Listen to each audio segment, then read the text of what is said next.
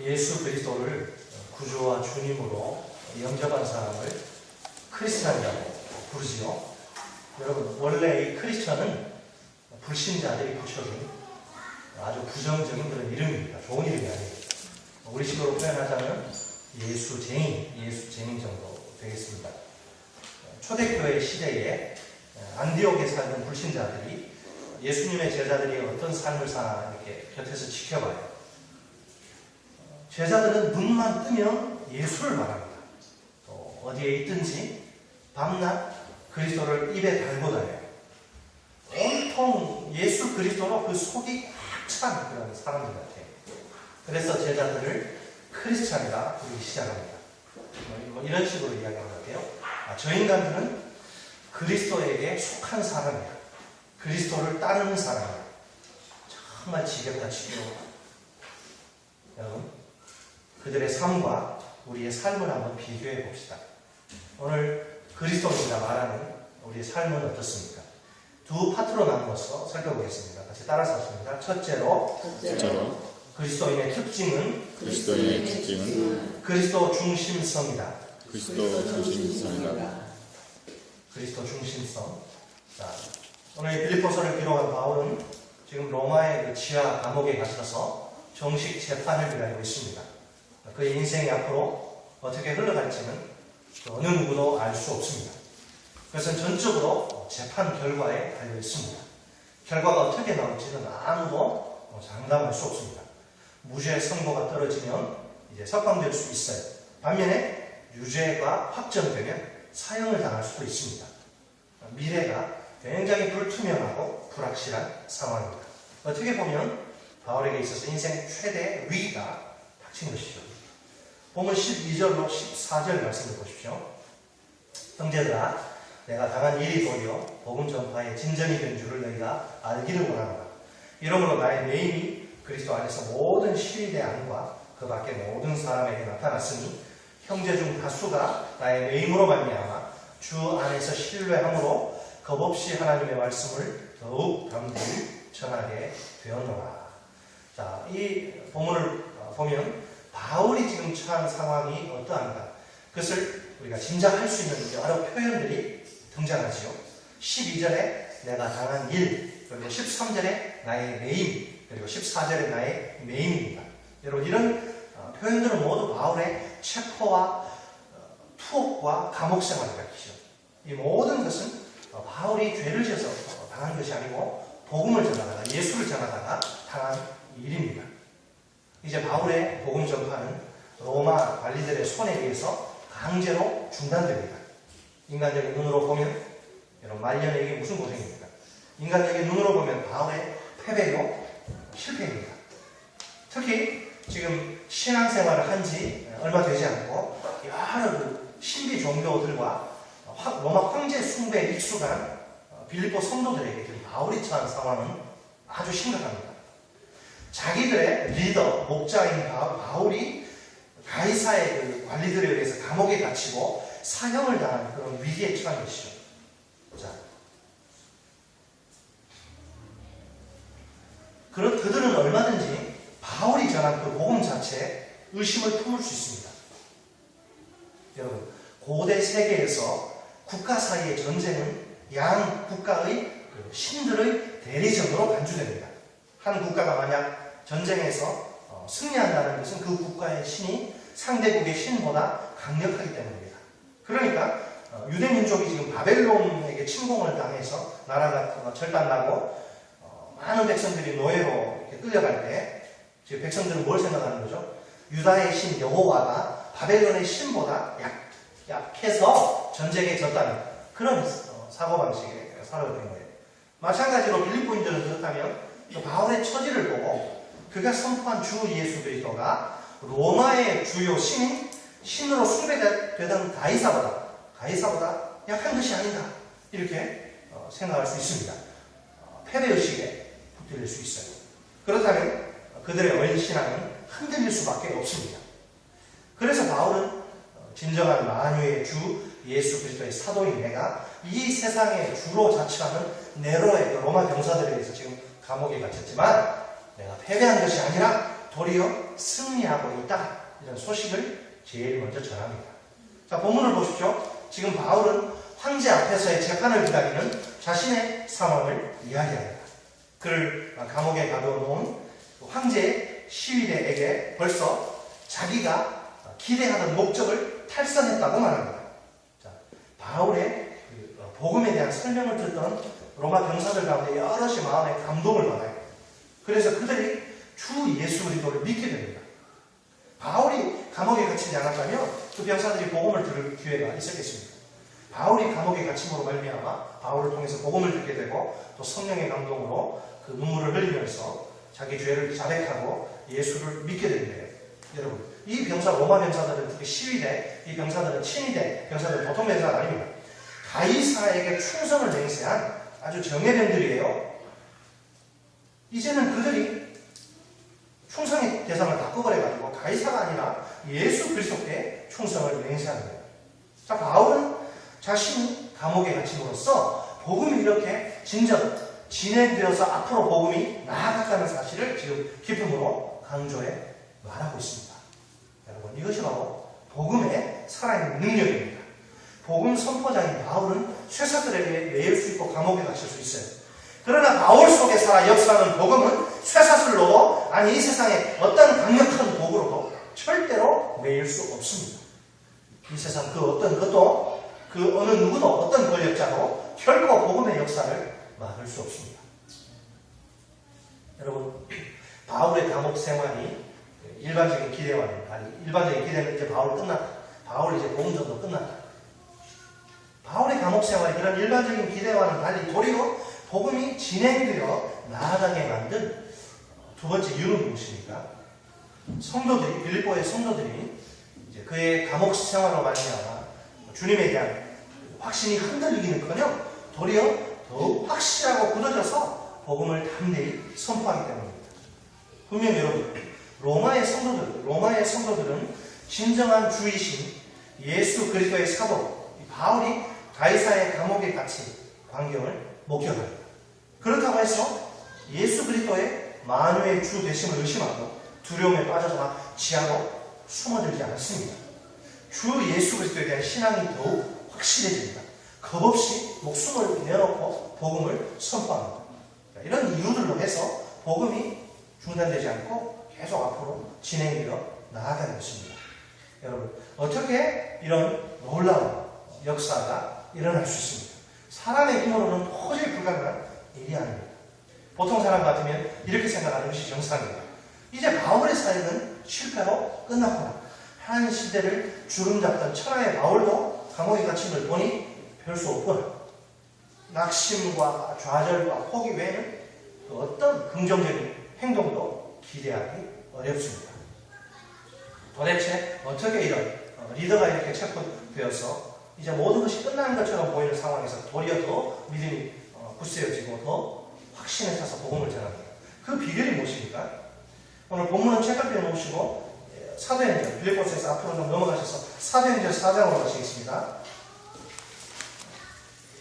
사도행전 4장 29절 신약성경 193쪽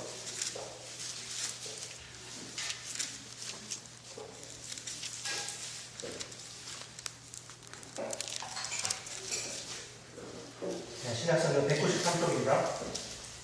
사도행전 4장 29절로 31절 말씀 우리 같이 한번 읽으시겠습니다. 시작. 주여 이제도 그들의 위협함을 보시옵고 또 저들로 하여금 담대히 하나님의 말씀을 전하게 하여 주시오며 손을 내밀어 병을 낫게 하시옵고 표적과 기사가 거룩한 종 예수의 이름으로 이루어지게 하옵소서 하더라. 일기를 다하되 모인 곳이 진동하더니 우리가 다 성령이 충만하여 담대히 하나님의 말씀을 전하니라. 아멘. 자, 이 본문은 지금 권력자들의 핍박 앞에서 사도들이 보인 반응입니다. 권력자들은 이제 협박하기를, 그 무서운 로마 권력을 협박하기를 도무지 예수라는 나사렛 예수의 이름으로 말하지도 말고 가르치지도 말라. 안 그러면 죽여버리겠다. 사도들을 막 협박하죠. 자기들의 말을 듣지 않으면 쥐도새도 모르게 죽여버리겠다. 공포 분위기를 형성하면서 말입니다. 충분히 두려움 가운데 빠져 포기할 만한 그런 상황입니다. 목숨을 걸지 않으면 포기할 수밖에 없는 힘들고 어려운 상황임에 틀림없습니다. 그러나 사도들은 물러서지도 포기하지도 않아요. 이때 그들이 붙든 것은 기도죠. 기도의 내용은 무엇입니까?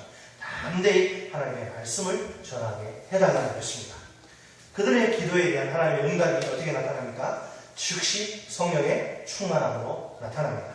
그 결과 그들은 자신들의 그 기도의 내용대로 담대히 하나님의 말씀을 전합니다. 여러분, 복음 증거의 원동력은 사람이 아닙니다. 스스로의 힘으로 복음을 증거할 수 있는 사람은 아무도 없습니다. 그 사람 속에 무엇이 위로부터 하늘의 능력이 성령이 강력하게 역사하셔야 합니다. 관건은 그러니까 뭐냐면 성령의 능력 가운데 온전히 내가 붙들리고 사로잡히는 것입니다. 여러분, 성령은 아무리 초라하고 못 배우고 연약한 자가 할지라도 복음 증거의 위대한 도구로 사용하실 수 있습니다. 성령이 충만히 부어지기만 하면 엄청난 복음의 역사가 일어납니다. 상황과 환경의 장벽들이 한순간에 와르르 여리고성 무너지듯이 무너집니다. 장애물 노릇하는 인간의 모든 한계가 한 방에 박살이 나버립니다. 우리 가정교회 전도는 여러분 분업화가 그 특징입니다. 우리 가정교회에서는 성도들이 불신자들에게 직접 복음을 전하지 않습니다. 그 대신 불신자들을 VIP로 선정해서 목장 모임에 초대합니다. 그들이 목장 모임 안에서 자연스럽게 예수 믿는 사람들이 어떻게 삶을 살고 어떻게 교제하고 그것을 눈으로 보고 느끼게 합니다. 그래서 스스로 이제 감동을 받아서 교회에 나오도록 유도합니다. 일단 VIP가 교회에 나오면 그에게 복음을 전하고 그가 예수님을 영접하도록 만드는 것은 여기서 이제 목사의 책임입니다. 자, 한번 여러분 가만히 한번 생각해 보십시다. 어느 것 하나 사람의 힘으로 할 수 있는 일이 없어요. VIP에게 야, 목장 모임이 정말 따뜻하고 좋으니까 한번 가보자 이렇게 말해도 오케이 이렇게 하면서 목장 모임에 따라 나오는 경우는 거의 없습니다. 성령께서 그 마음을 만지시고 움직이셔야만 합니다. 자, 이제 VIP가 목장 모임에 참석했어요. 참석하더라도 우리 그리스도인들의 삶을 보고 막 가슴에 울컥하는 이런 감동을 받는 일 말처럼 그렇게 쉽지 않습니다. 성령께서 목장 모임 위에 기름을 부으시고 은혜를 베푸셔야 합니다. 자, 이제 목장 모임에서 은혜를 받아서 교회에 나왔다고 칩시다. VIP가 예수님을 영접하는 일은 매우 어렵습니다. 목사가 복음을 전할 때 성령께서 VIP의 마음 가운데 강력하게 역사하셔야 합니다. 자, 1차적으로는 영혼을 구원하는 일에 목사와 성도들이 한마음 한뜻이 되어야 합니다. 목사와 성도들이 성령의 충만한 능력 가운데 붙들리고 사로잡혀야 합니다. 우리가 성령으로 충만해야 비로소 복음의 역사가 시작될 수 있습니다. VIP를 목장 모임에 초대하는 일이나 VIP가 목장 모임에서 은혜를 받는 일이나 VIP가 교회로 나오는 일이나 VIP가 교회에 나와서 복음을 듣고 예수를 영접하는 일이나 사람의 힘과 지혜로는 도저히 할 수 없습니다. 이 모든 일 가운데 누가? 성령께서 강력하게 역사하셔야 합니다. 우리 가운데 하늘의 능력이 부어져야 합니다. 자, 정리를 하면 이렇습니다. 먼저 영혼 구원에 발벗고 나서 우리가 성령으로 충만해져야 합니다. 다음으로 영혼 구원을 위한 우리의 모든 노력 위에 또 성령이 충만히 부어져야 합니다. 성령 충만은 여러분 그냥 교회 열심히 나오고 봉사 잘하면 그냥 주어지는 게 아닙니다. 간절하고도 뜨겁게 많이 기도하는 사람에게 주어집니다. 우리가 인간적인 수단과 방법을 총동원해서 죽으라고 노력하면 우리의 노력 위에 성령이 부어지는 거 아닙니다. 간절하고도 뜨겁게 많이 기도할 때 성령이 부어집니다. 여러분, 목자와 목녀와 목장 식구들의 간절하고도 뜨거운 기도로 불신 영혼이 예수님을 구주와 주님으로 영접하게 됩니다. 그 기쁨과 그 감격은 말로 표현할 수 없을 정도로 엄청난 것입니다. 우리 목장 식구들의 그 간절한 기도와 사랑으로 하나님을 모르고 죄악 가운데 빠져 죽어 멸망할 그 영혼이 주께로 돌아와 예수가 주라고 고백하는 이 역사, 그 역사를 우리가 함께 본단 말이에요. 얼마나 감격스러운 일입니까? 예수 이름이 온 땅에 퍼져가네. 잃어버린 영혼 예수 이름, 그 이름 듣고 돌아오네. 예수님 기뻐 춤추시네. 잃어버린 영혼 돌아올 때 예수님 기뻐 춤추시네. 잃어버린 영혼 돌아올 때 성령의 역사로 이 모든 일이 될 줄 믿습니다. 이것이야말로 여러분, 우리 가정교회 안에서 이런 생명과 구원의 역사가 줄기차게 일어나도록 우리 함께 힘을 모읍시다. 이것이야말로 우리 하나님이 가장 크게 기뻐하시는 위대한 일입니다. 우리를 통해서 일하실 것입니다. 이제 다음 주이면 우리 교회 설립 1주년인데 우리 여기 6명이 왔어요. 지금 보십시오. 몇 분이 모여 계십니까? 누가 하셔서 이 일을 제가 제가 하겠습니까? 하나님 하신 겁니다. 요새 여러분 개척교회 한 명 등록하기가 어려워요. 못하러 이렇게 고생할 때 눈에 또 하나인데 안 와요. 어떤 50대 두 분은 제가 보니까 14년 정도 되는 분들이 와가지고 이게 월세 얼마냐고 물어보시더라고요. 그래서 제가 거짓말 할 수 있습니다. 떳떳하게 얼마라고 말씀했더니 예 하고 안 오시더라고요. 여러분 이렇게 오늘 여러분 모이면요 하나님이 하시는 것입니다. 교회를 통해서 하나님께서 행하실 일들을 여러분 기대하십시오. 예. 우리 다시 이제 본문으로 빌립보서로 오셔서 18절 말씀 보십시오. 본문 18절 말씀에 그러면 무엇이냐? 거칠애로 하나 참으로 하나 무슨 방법으로 하든지 전파되는 것은 그리스도니 이로써 나는 기뻐하고 또한 기뻐하리라.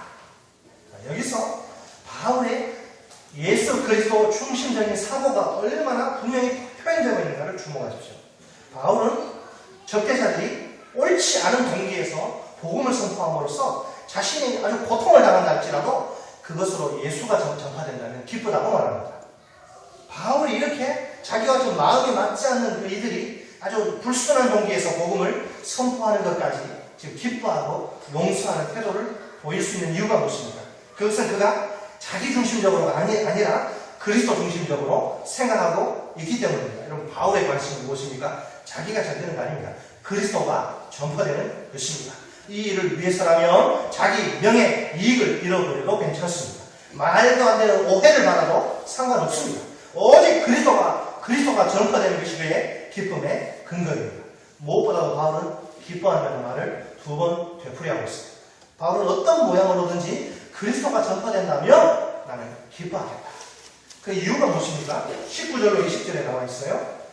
우리 19절, 20절 한번 읽어보시겠습니다. 시작. 이것이 너희의 강구와 예수 그리스도의 성령의 오심으로 나를 구원에 이르게 할 줄 아는므로 나의 간절한 기대와 소망을 따라 아무 일에든지 부끄러워하지 아니하고 지금도 전과 같이 온전히 담대하여 살든지 죽든지 내 몸에서 그리스도가 존귀하게 되게 하며 하나니.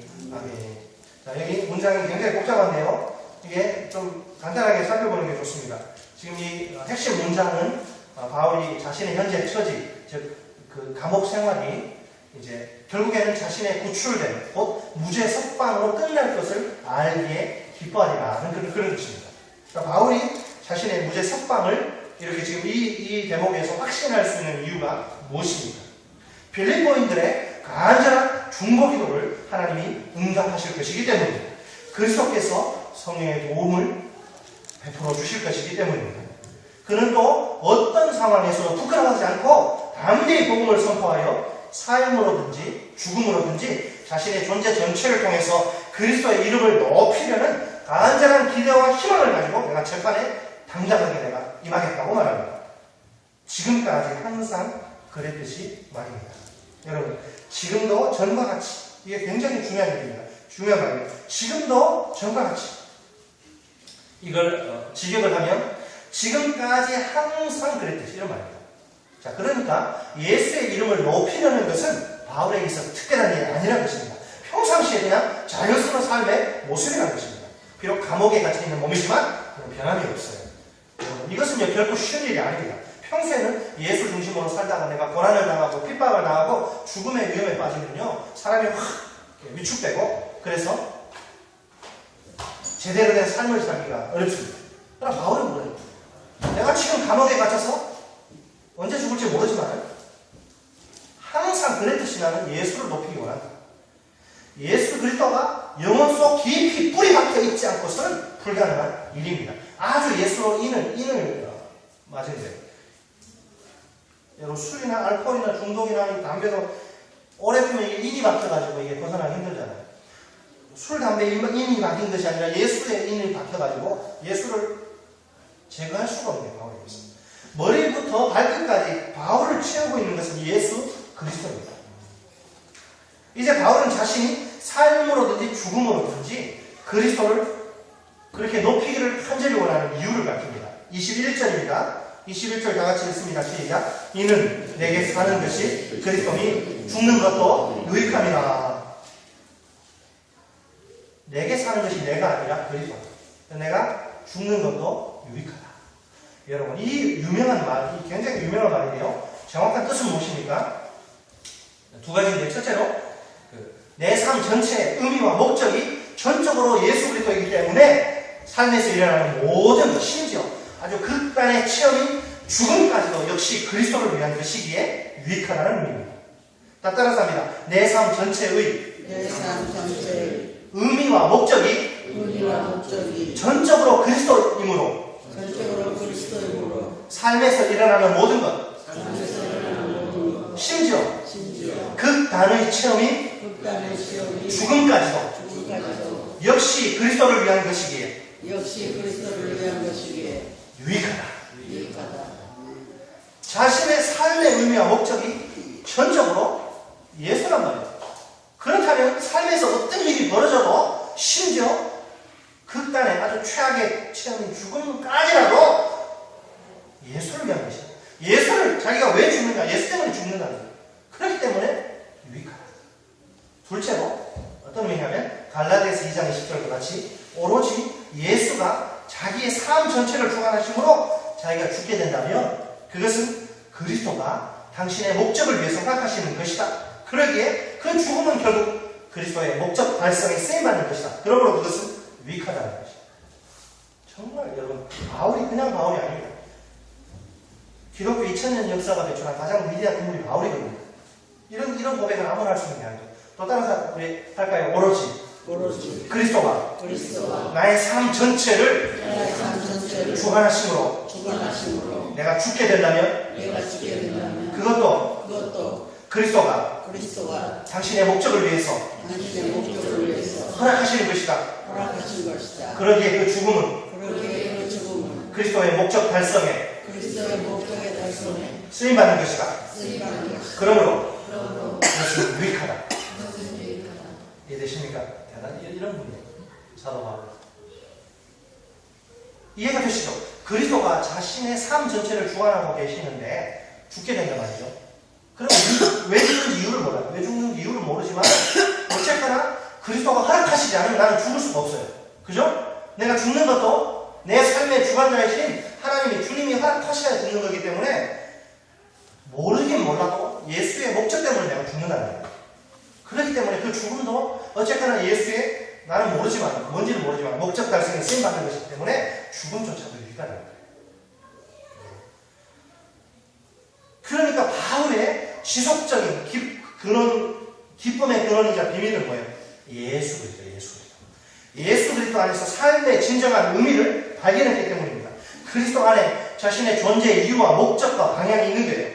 그리스도를 떠나서는 바울은 아무런 존재의 의미가 없습니다. 여러분, 참된 그리스도인이 무엇입니까? 누굽니까? 그리스도 중심성. 그리스도가 삶의 센터를 자리 잡고 있는 그리스도 중심성. 모든 삶의 초점이 그리스도께 집중되는 거예요. 그리스도를 떠나서는 그 사람의 삶이 도무지 설명되지 않습니다. 생각하고 판단하는 것의 중심이 누구예요? 자기가 아니에요. 자식이 아니에요. 가족이 아니에요. 그리스도예요. 그리스도. 결정하고 행동하는 것 중심 자기가 아닙니다. 그리스도입니다. 여러분, 진정한 그리스도는 그리스도를 위하여 생각합니다. 그리스도를 위하여 판단합니다. 그리스도를 위하여 결정합니다. 그리스도를 위하여 행동합니다. 그래서 그리스도께서 모든 삶 속에서 영광을 받으십니다. 많은 사람들이 자기에게 유익이 되느냐, 자기에게 뭔 속된 말로 돈이 되느냐, 돈이 되면 있는 정성 없는 정성 막 하더라도 좀 자기에게 자기 시간이 좀 희생될 것 같고 또 건강, 또 물질, 자기에게 있는 어떤 게 좀 희생될 것 같으면 싹 뒤로 다 빠져요. 그건 아니죠. 우리 삶의 의미와 목적이 뭐냐면요. 여러분, 우리 삶의 의미와 목적은 무엇입니까? 오늘 우리가 학교와 직장에서 열심히 최선을 다해 살아가는 이유가 무엇입니까? 도대체 무엇을 위해서, 누구를 위해서입니까? 그리스도를 위해서라고 자신 있게 외칠 수 있습니다. 정말 우리 삶의 의미와 목적이 그리스도입니다. 우리 삶 속에 주님의 영광이 드러나고 있습니다. 자, 둘째 파트 따라서 합니다. 둘째로 그리스도 중심성의 기초는 올바른 인생관이다. 여러분, 주님의 영광이라는 그 목표를 위해서 살려면 반드시 올바른 인생관을 세워야 합니다. 안타깝게도 인생이 뭔지 모르는 사람들이 의외로 많습니다. 우리가 일평생 잊지 말아야 할 것은 인생은 별거 아니다. 시드는 꽃, 사도 베드로가 말합니다. 너 인생이 뭐냐? 시드는 꽃, 마르는 풀에 지나지 않는다. 여러분, 시들고 마른 꽃, 풀 보십시오. 끝내 다 소멸되죠. 중동지방 가보셨습니까? 중동지방에 그 사막에 가면 그 전통적인 공동 묘지들이 있어요. 요즘은 그 오일가루 때문에 산유국들의 그 묘지도 비석과 석박으로 아주 잘 화려하게 꾸며져 있는데요. 그러나 가난했던 옛날의 묘지는 이것과는 전혀 상관입니다. 사막 한가운데 이 작은 바가지만한 돌들이 한 줄로 이렇게 쭉 늘어서 있어요. 그것이 공동묘지예요. 그 돌 하나하나는 그 아래에 지금 어떤 표시예요? 누군가 시체가 묻혀있다는 표시입니다. 전혀 다듬어지지 않은 엉망진창의 지만 멋대로 생긴 돌에 비문 하나, 비석 하나 없어요. 그냥 돌 하나 얹혀져 있어요. 시체 위에. 그 아래에, 단지, 여러분, 그 아래에 그 묻힌 사람이 누구인지, 몇 살에 죽었는지, 뭐 하던 사람인지, 식구가 몇 명이고, 장가는 몇 살에 갔고, 이런 거 전혀 알 수 없습니다. 뭐 비석이나 있어야 돼요. 아무것도. 단지 거기에 떡하니 놓여있는 돌이 누군가가 이 땅을 거쳐서 가슴을 허무하게 전해 죽었을 뿐입니다. 이것이 뭐예요? 인생이다, 인생. 화려한 비석을 세운다고 해서 달라질 건 없어요. 그것은 모두 사는 사람을 위한 것일 뿐입니다. 죽은 자의 목숨은 아니란 거죠. 여러분, 대한민국 헌법은 사람은 생존하는 동안 권리와 의무의 주체가 된다라고 분명히 밝히고 있어요. 그러니까 내가 죽음과 동시에 소유에 대한 내 모든 권리, 의무는 사라지고 없어버리고 합니다. 내가 억만 금을 지니고 있었다 해도 소용이 없습니다. 내 코 끝에서 호흡이 멈추는 것과 동시에 그것은 더 이상 내 것이 아닙니다. 이 세상에서 여러분 내 것이란 그 어디에도 더 이상 존재하지 않습니다. 죽으면 다 끝나는 거예요. 굳이 따진다면 한 줌의 제만 내 몫으로 남을 따는 겁니다. 생각할수록 인생은 허무해요. 여러분, 어린애들 낮 동안에 해변가에서 애들 노는 애들 한번 생각해 보십시오. 낮 동안에 열심을 다해서 모래서 막 이쁘게 꾸미잖아요.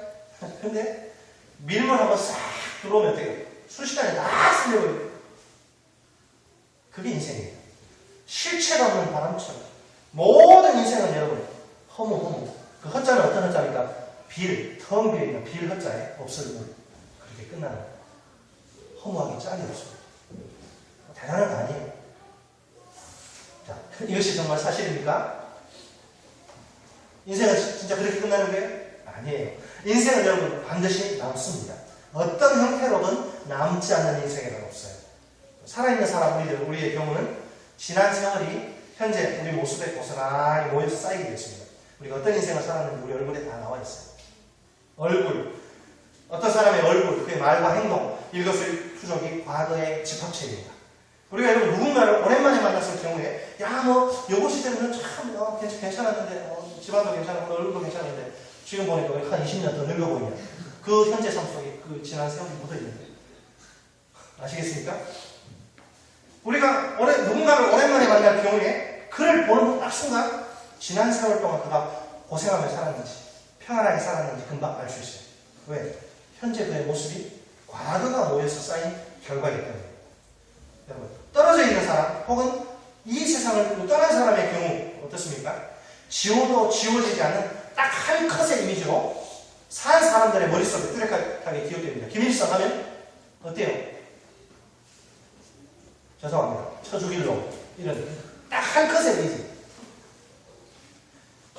뚜렷하게 기억된 각 이미지들 사이에 차이가 있다면 그게 긍정적인 이미지냐 아니냐의 차이일 뿐입니다. 이수현 하면 우리 딱 한 커지 그림이죠. 일본의 그 역에서 그 선로에 떨어진 사람을 이렇게 구해주다가 죽은 이수현. 좋은 이미지로 남아있어요. 김일성은 완전히. 그리고 더욱이 자기 피를 이어받는 혈족들에게 그 후손들의 품성, 인격, 정서 속, 의식 속, 행동 속에, 유전자 속에 반드시 살아남습니다. 우리 개가 세상에서 완전히 멸망하여 끊어지지 않으나 우리 존재의 흔적 역시 없어지지 않아요. 여러분, 인생이 허무하다는 것은 인생을 그냥 물질적인 관점으로만 이해한 결과입니다. 이 땅을 거쳐간 인간의 존재 그 자체, 그 존재의 흔적은 그의 육체가 한 줌의 흙으로 사라진 이후에도 대를 거듭하며 계속 살아남게 마련입니다. 이 진리를 아는 자는 인생을 아무렇게나 막 살지 않아요. 인생의 허물을 곱씹으며 사는 자의 삶과 같을 수 없습니다. 여러분, 우리 인간의 출생, 여러분 부모 여러분이 선택했습니까? 아니죠. 부모를 선택할 수 있다면 어떤 일이 벌어질지 몰라요. 인간의 출생은 자기 뜻 의지와는 아무 상관없습니다. 아프리카에 태어나서 누구는 아프리카에 태어나서 죽도록 고생하다 의료 혜택, 문명 혜택 못 받고 막 12살이나 막 죽어나가고 우리는 누구는 이렇게 뱃살 찌는 거 고민하고 인간의 출생은 자기 뜻 의지하고 상관없어요. 누구도 자신의 출생을 선택하거나 결정할 수 없습니다. 그러나 이거 출생해서 이제 철이 들고 난 이후에 죽음에 이르기까지 전 인생은 인간 내 의지의 결과로 나타나는 현상입니다.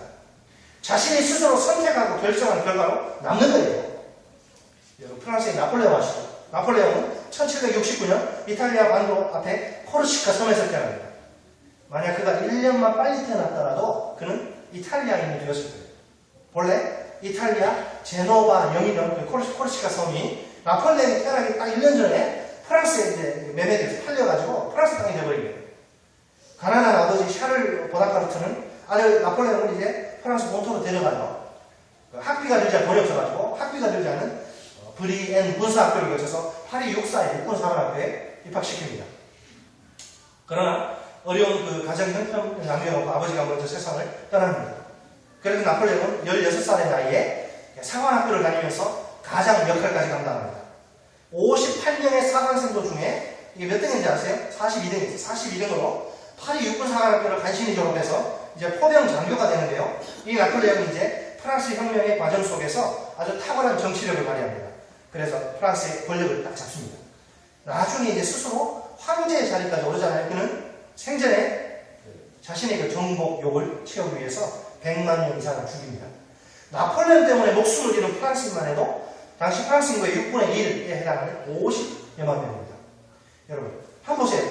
한 국가의 인구 6분의 1이 한 미친 인간 때문에 목숨을 잃고 말아요. 당시엔 그 가정마다 대가족을 이루고 있음을 감안하면 거의 한 가정당 한 명씩 나폴레옹 때문에 목숨을 빼앗깁니다. 워털루 전쟁에서 이제 패배하고 몰락하잖아요. 나폴레옹이 이제 남대서양의 고도 세인트 헬레나 섬에 이제 유배돼서 갇혀버려요. 그래서 52세 나이로 그곳에 죽어서 그곳에 매장되는데요. 참 웃긴 일이 뭐냐면 죽은 지 20년이 지나서 사면 복권이 됩니다.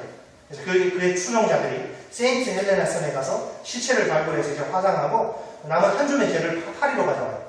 사람들이 그 나폴레옹의 무덤이라고 지금 부르는 파리의 그 앵발리드 성당에 나폴레옹의 거대한 대리석관이 있어요. 물론 그 속에 나폴레옹의 시체는 있어요? 없어요? 없습니다. 거대한 관 속에 한 줌의 죄만 들어있을 뿐입니다. 텅 빈 그 거대한 관이야말로 일평생 자기 야욕을 위해서 한 나폴레옹의 일생이 얼마나 헛된 것인지를 힘차게 증거하고 있습니다. 그가 여러분 코르시카 섬의 가난한 집안에서 태어난 건 그의 의지가 아닙니다. 10대의 나이에 가장 역할까지 감당해왔던 것, 그의 의지와는 아무 상관이 없어요. 그러나 그가 가난했기 때문에 권력을 잡은 뒤에 오직 자신의 야망을 위해서 수많은 전쟁으로 100만 명 이상의 사람을 죽이면서까지 헛된 황제 노임을 하다가 텅 빈 관 속에 한 줌의 죄로 끝나버린 그의 일생은 여지없는 그의 의지의 결과입니다. 그가 스스로 그런 삶을 선택하고 결정해서 남은 것입니다. 자, 나폴레옹과 대조되는 다른 사람이 있습니다. 여러분, 영국 옥스퍼드에 있는 블레넌 궁이 있어요. 영국 왕실 소유의 궁을 제외하고서는 영국에서 가장 큰 성으로 알려져 있습니다. 블레넌 궁이 왜 유명한지 아십니까? 무슨 궁의 규모, 궁에 따른 자원이 크기 때문이 아닙니다. 20세기 영국 최고의 정치 지도자로 추앙받는 윈스턴 처칠의 출생지이기 때문입니다. 그래서 지금도 윈스턴 처칠이 태어난 각 사용하는 물건들이 그 궁에 그대로 보존 전시되어 있습니다.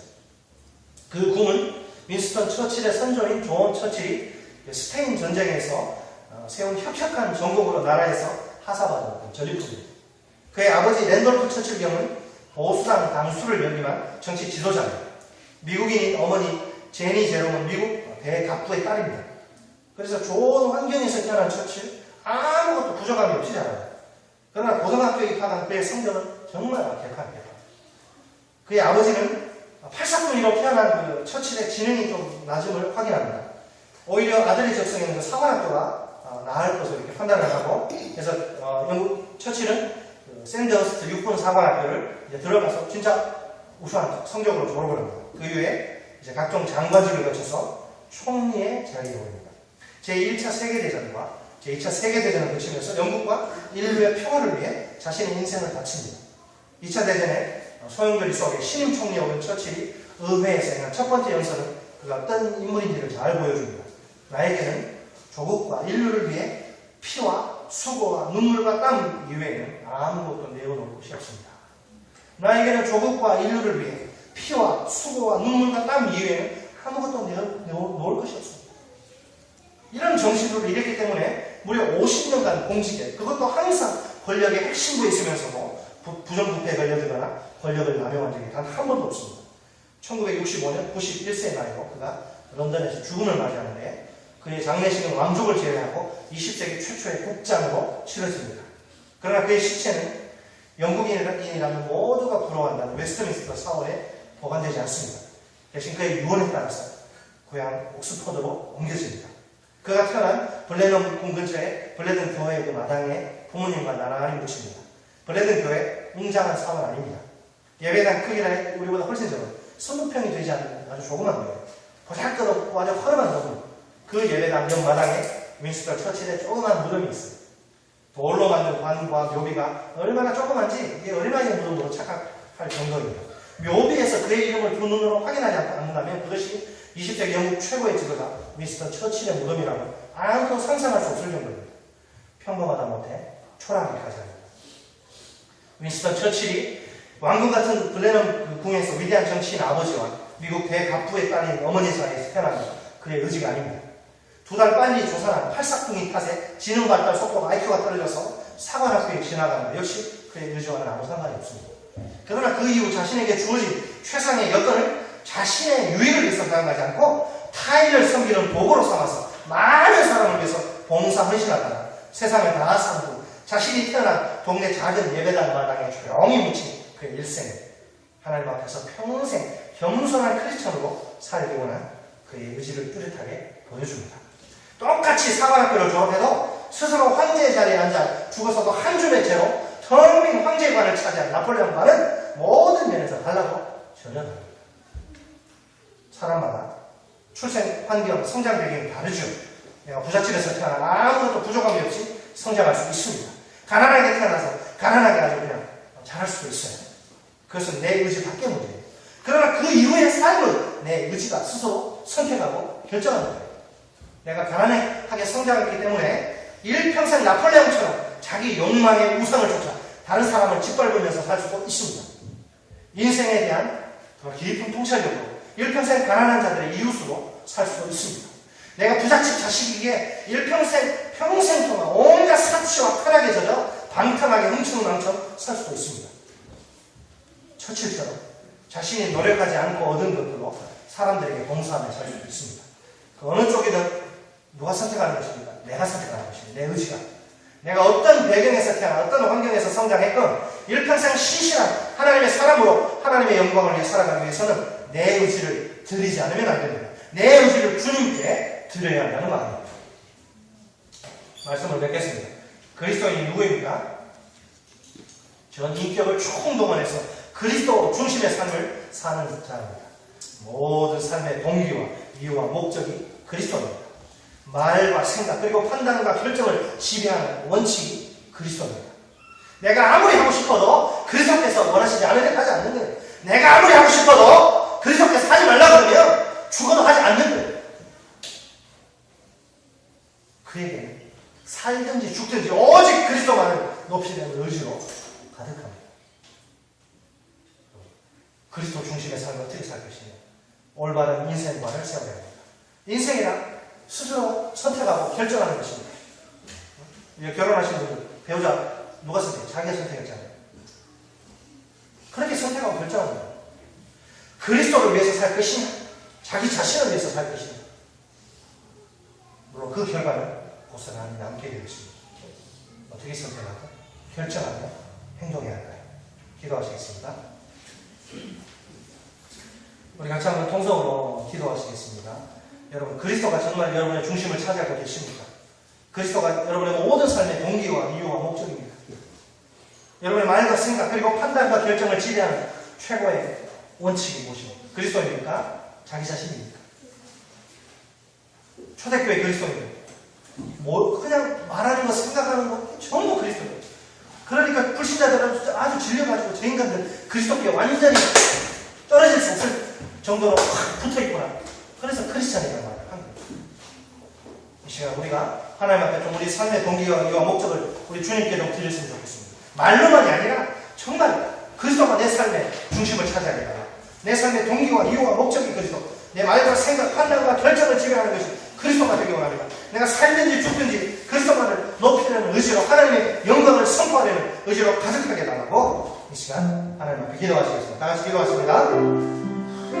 살아계신 하나님 아버지, 오늘 사도 바울의 아름다운 삶을 통해서 참된 그리스도인의 삶의 특징이 그리스도 중심 삶을 우리에게 회복하시니 감사합니다. 살든지 죽든지 오직 그리스도만을 높이려는 의지로 뭉쳐있는 사도 바울을 통해서 우리의 모습을 돌아보게 하시니 감사합니다. 하나님 아버지 우리의 삶의 중심이 무엇입니까? 아버지 우리의 삶의 중심이 과연 그리스도입니까? 아니면 자기 자신입니까?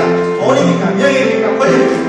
하나님 아버지 이 시간 우리 자신을 아버지 하나님 앞에 정직하게 점검할 수 있도록 인도해 주옵소서. 하나님 아버지 내 삶의 동기와 이유와 목적이 그리스도가 되기를 원합니다. 내 삶의 중심이 내가 아니라 세상에 내가 어떤 것이 아니라 그리스도가 좌절하시고 지배하시고 통치하여 주시기를 원합니다. 내 말과 생각 그리고 내 판단과 결정을 지배하는 것이 그리스도가 되기를 원합니다. 살든지 죽든지 오직 그리스도만을 높이고 그리스도께만 영광이 걸리고 의지로 아버지 충만해 주시기를 원합니다. 하나님 아버지 그렇습니다. 여기 모인 모든 예수 그리스도 아버지의 삶에 아버지의 중심의 자리에 오시고 그리스도의 아버지의 뜻을 따라서 그리스도께 순종하며 그리스도께서 기뻐하시는 온전한 삶을 살 수 있도록 아버지가 도와주시고 인도해 주옵소서.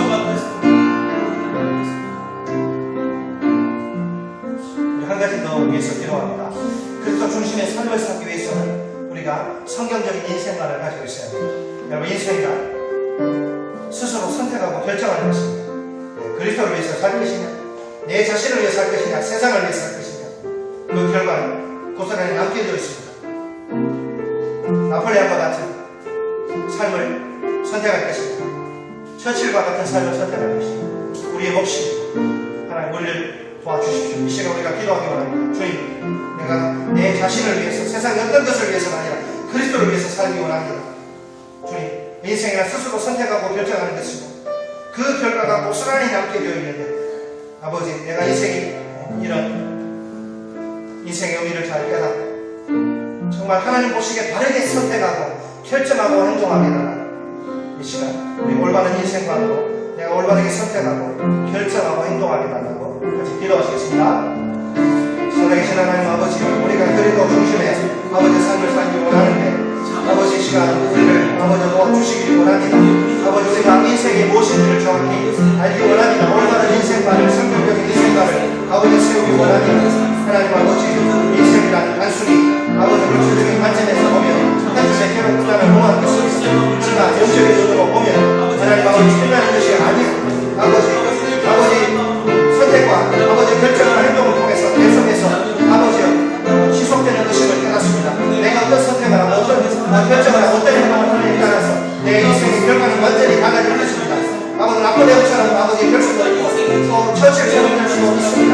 아버지 내가 그리스도를 위해서 사느냐 내 자신을 위해서 사느냐 아버지 내가 선택하고 내가 결정하고 행동하는데 아버지 바르게 할 수 있도록 주님 도와주시기를 원합니다. 우리가 의지를 아버지 바르게 도와할 수 있도록 주님 도와주옵소서. 내가 바르게 선택하고 바르게 결정하고 바르게 행동할 수 있도록 도와주옵소서.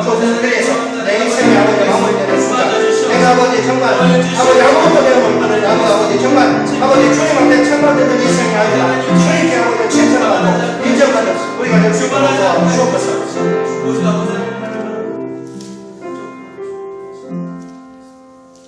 살아계신 하나님, 우리가 입술로만 주님 사랑한다고 고백할 것이 아니라 삶의 중심을 그리스도께 드리기를 원합니다.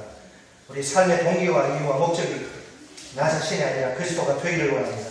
말과 생각과 판단과 결정을 지배하는 것이 그리스도가 되어서 살든지 죽든지 오직 그리스도만을 높이려는 그런 언제나 삶을 살 수 있도록 도와주옵소서. 우리에게 올바른 인생관을 주시기 원합니다. 인생이란 단지 한 줌의 개로 끝나는 허무한 것이 그것이 전부가 아닙니다. 내가 어떤 선택을 하고 어떤 결정을 하고 어떤 행동을 하느냐에 따라서 그 결과는 엄청나게 차이가 납니다. 아버지, 그런 것이 인생임을 우리가 배웁니다. 주님, 우리가 내 자신을 위해서 선택하고 결정하고 행동하는 것이 아니라 그리스도를 위해서 선택하고 결정하고 행동함으로 말미암아 그리스도께 우리가 아름다운 인생으로 드려질 수 있도록 도와 주옵소서. 예수님의 이름으로 기도드립니다. 우리 다 같이